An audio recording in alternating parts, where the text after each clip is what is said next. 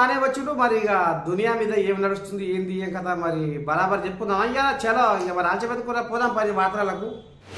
సుక్క సుక్క చెమట రాల్చి పుడమి తల్లి ఎదను చీల్చి ధరణికి శ్రీమంతం చేసి మా కలియంతం చేసి తీరొక్క పంట తీసి ఈ లోకము కడుపు నింపి కష్టాన్ని నమ్ముకునే కాలమెల్లదీసే నీకు బగబగ మండే సూర్యుడు నీకు చేతులెత్తిండు మిలమిల మెరిసే చంద్రుడు నీకు తల వంచిండు తెలుసుకో రైతన్నా నీ గొప్పతనమురన్నా సమాజానికి దిక్కు నువ్వు సస్తవెందుకన్నా. ఇక మనకి ఈ రకంగా పాపం రైతులు నోటి కడుపుకొచ్చిన పంట ఆగమైపోతుంటే అన్నమో రామచంద్ర అంటుంటే కేటీఆర్ అన్నట వాళ్ళను ఓదార్చుకుంటా ఇగో గీ పలుకులు పలుకుతున్నాడు నువ్వు అయ్యిందాం పని మనం కూడా ఎక్కడిదక్కడనే ఉంచి ఎల్లక్క ఇల్లరికినట్టు ఆ పథకము ఈ పథకము అని ఊదర మాటలు మాట్లాడి ఇవాళ రైతుల నిండా ముంచిన ఘనత కాంగ్రెస్దే. ఇది కాలం తెచ్చిన కరువు కాదు కాంగ్రెస్ తెచ్చిన కరువు అని మైకుల ముందర రైతుల పక్షాన పెద్ద కొడుకై గోడెల్ల పోసుకుంటుండులా కేటీఆర్ అన్న. ఇగో ఈనూరు ఏమంటుండో, రైతులు అడగలేదు, మిమ్మల్ని ఎవరు కూడా నిజానికి డిమాండ్ చేయలేదు. మేమే డిసెంబర్ 9 నాడు అధికారంలోకి వస్తున్నాం. ఇప్పటిదాకా లోన్లు తీసుకొని వాళ్ళు కూడా తీసుకోండి, నేను వెంటనే 2 లక్షల రూపాయల రుణమాఫీ చేస్తా అని చెప్పింది రేవంత్ రెడ్డి. మరి ఇప్పుడు 4 నెలలైనా కూడా రుణమాఫీ అనేది కనీసం ప్రస్తావన కూడా లేని పరిస్థితి ఈరోజు రాష్ట్రంలో చూస్తా ఉన్నాం. రుణమాఫీ చేయకపోగా బ్యాంకుల ద్వారా ఇవాళ రైతులకు లీగల్ నోటీసులు ఇచ్చి మీరు కడతారా సస్తారా అని మెడ మీద కత్తి పెట్టినట్టు వ్యవహారం మరొక దిక్కు చూస్తా ఉన్నాం. ఇంకా దుర్మార్గం ఏంటంటే కేసీఆర్ గారు ఆనాడు 7,000 కోట్ల రూపాయలు తాను అధికారం నుంచి ఎలక్షన్లకు ముందు దిగిపోయే ముందు రైతుల కోసం యాసంగి పంట కోసం 7,000 కోట్లు మరి రైతు బంధు కోసం పెట్టిపోతే ఇవాళ ఆ మొత్తాన్ని కూడా ఆ సొమ్మును కూడా రైతులకు ఇయ్యకుండా రైతులకు ఇప్పటి వరకు రైతు బంధు ఇవ్వకుండా కాంట్రాక్టర్ల ఖజానాలు నింపడానికి కాంట్రాక్టర్లకు పేమెంట్లు చేయడానికి ఒక చిల్లర వ్యవహారానికి కూడా తెరదీసింది ఈ కాంగ్రెస్ ప్రభుత్వం. ఈ అన్నింటికీ మించిన దుర్మార్గం ఏంటంటే ఇవాళ నిజంగా కూడా రైతులను చూస్తే గోసనిపిస్తున్నది. ఇక్కడ నేను కలిసిన రైతు పేరు పరశురాములు గారు. ఆయన కౌలు రైతు. ఒక 10 ఎకరాలు సారంపల్లి అనే గ్రామంలో తంగలపల్లి మండలంలో కౌలుకు తీసుకున్నారు. కౌలుదారు కాబట్టి పట్టదారుకు మొదల 60,000 రూపాయలు ఆయన కట్టినాడు. ఇలా ఆయన పరిస్థితి ఏంటంటే మొత్తం మేతకు తప్ప ఎందుకు పనికిరాని పరిస్థితి ఈ రోజు ఈ పొలం తయారైంది. అతివృష్టితో అనావృష్టితో ఆగమైతున్నావా రైతన్నా, నోటి కాడికి వచ్చిన పంట గంగలో కలిసిన రైతన్నా, ఎద్దు ఏడ్చిన ఏవుసము ఎన్నడూ బాగుపడలే, రైతు ఏడ్చిన రాజ్యము ఎన్నడూ ముందు పడలే.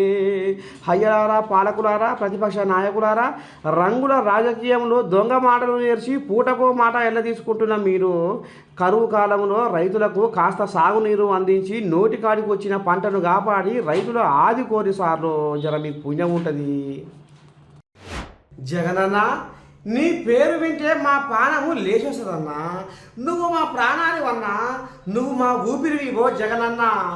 ఇగో నీ కోసం నేను రాత్రంతా మెరకతో ఉండి ఏం చేసుకొచ్చినావు ఎరికానా జగనన్న, రామశాఖని పని చేసుకొచ్చినా అని అంటున్నాడు నువ్వు వికలాంగుడు. ఏందో ఏం కదా మరి మనం కూడా చూద్దాం పారి.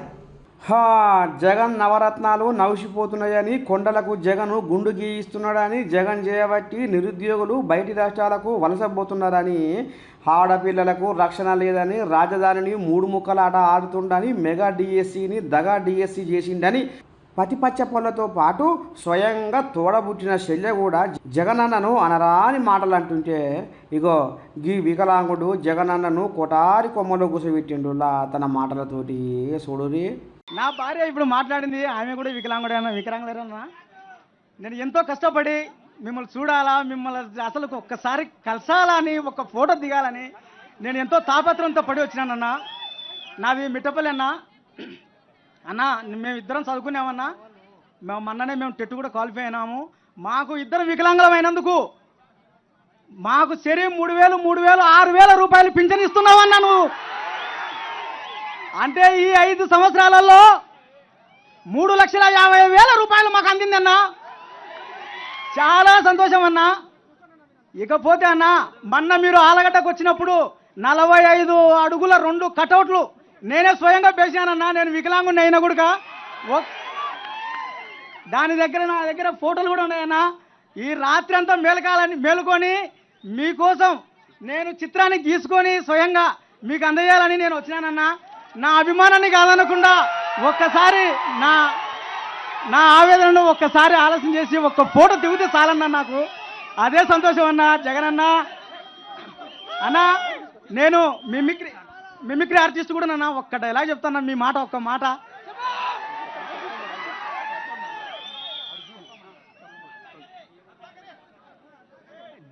మన పాలనలో కులం చూడం, మతం చూడం, పార్టీ చూడం, రాజకీయాలు చేయం.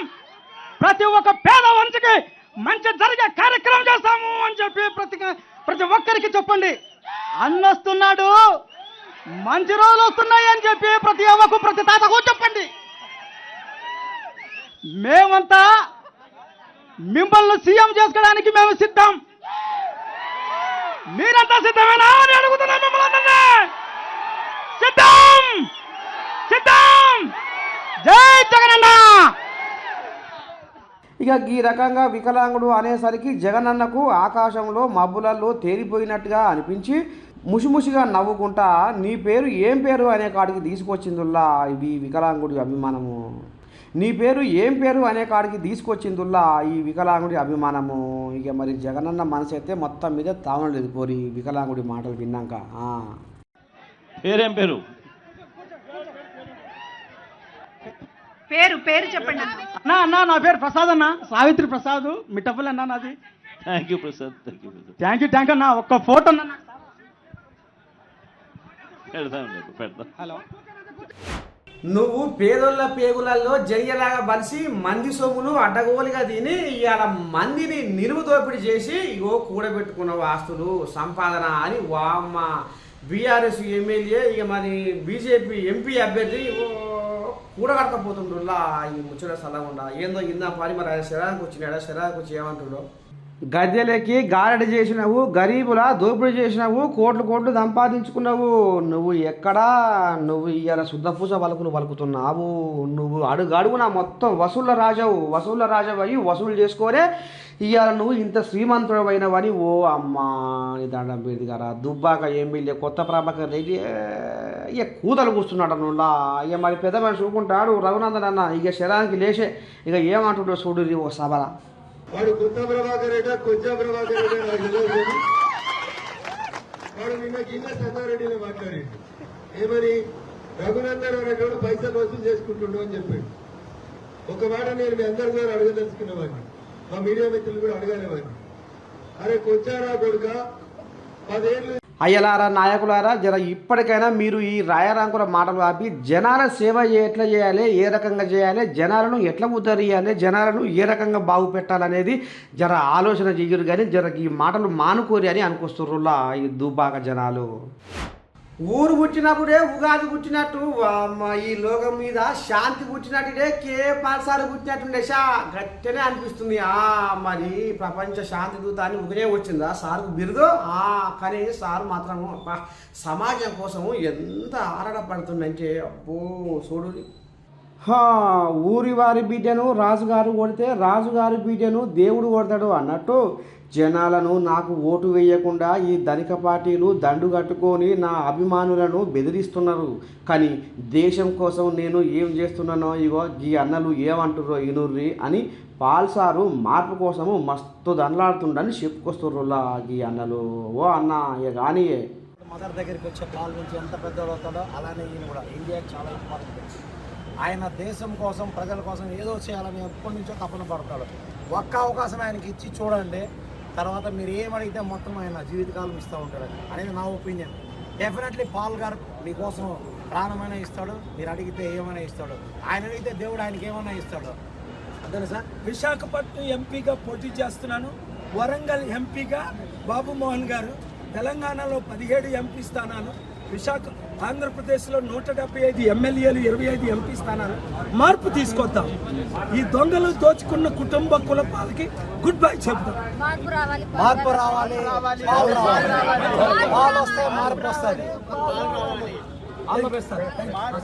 ఇక పాల్సారు కాళ్ళకు గిరకలు కట్టుకొని ఈ రకంగా మార్పు తీసుకొద్దామని బాధపడుతుంటే కొంతమంది ఏమో పీస్ మిషన్ ఫండ్స్ దేవుడు డిప్రీచ్ చేస్తే చాలు ఈయన మళ్ళీ గాల్లో పావురంలా ఎగురుతాడు, ఇతడు శాపగ్రస్తుడు, అందుకే ఇలా కలుష రాజకీయాల్లోకి వచ్చి కుల ప్రస్తావనలు ప్రత్యర్థులను దూషణలు చేస్తూ నవ్వుల పాలు అవుతున్న ఈ దారి తప్పిన పాలు కోసము అందరము ప్రార్థన చేద్దాము అని ఎద్దేవా చేస్తున్నాడనులా.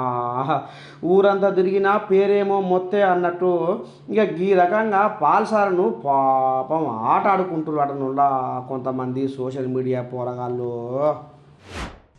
ఎటున ఇలా మన ముచ్చట్లు ముద్దుకునియా ఇక రేపు కూడా గిదే చేయాలని వస్తా. అంతవరకు దాకా మీరు ఏం చేయాలి చూస్తూనే ఉండాలి మన తెలంగాణ టీవీ. అందరికీ శరణార్థి ఉంటాం. మరి నమస్తే.